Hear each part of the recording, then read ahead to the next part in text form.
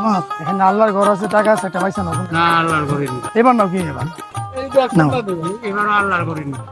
এখানে কিন্তু অ্যামাউন্টটা বড়, 500 টাকা দূর 500 টাকা কি আমার তো নাই, আছে তো। তাইলে আর কি এটাই তো মন পরীক্ষা, এবার এটা নাও, এটা লাস্ট পরীক্ষা। আল্লাহর ঘরে নিবা সত্যি তো? তাইলে তাহলে আল্লাহর ঘরের জন্য কিছু দাও। দিয়ে কত দিবা আল্লাহর ঘরের জন্য? আমি আল্লাহর করে দিচ্ছি।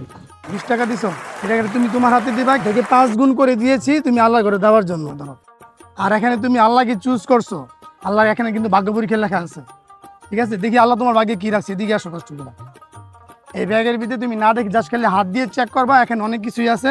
দেখি আল্লাহ তোমার ভাগ্যে কি রাখছে। কি পাইছো? টানা চলে পাইবে। আর সাথে কি পাইছো? 200 টাকা পাইছো। আল্লাহ তোমার ভাগ্যে 200 টাকা রাখছে। আমার তুমি কি খুশি? আমি তো খুশি। ভিউয়ার্স, উনি গরিব লোক এবং অসুস্থ লোক। ওনার হাঁপানি অ্যাসিড ইনহেলার করে, উনি আবার লেবু বিটি করে, কষ্ট করে খায়, ঠিক আছে? তো ওনার জন্য দোয়া করবেন, আল্লাহ যেন ওনার কষ্ট কমায় দেয়, এবং আমাদের জন্য দোয়া করবেন। আর যারা গরিব অসহায়দের সাহায্য করতে চান, তারা একটি লাইক ফলো শেয়ার করে আমাদের সাথে যুক্ত হতে পারেন। আজকের মতো এখানেই বিদায়। সবাই ভালো থাকবেন। আসসালামু আলাইকুম।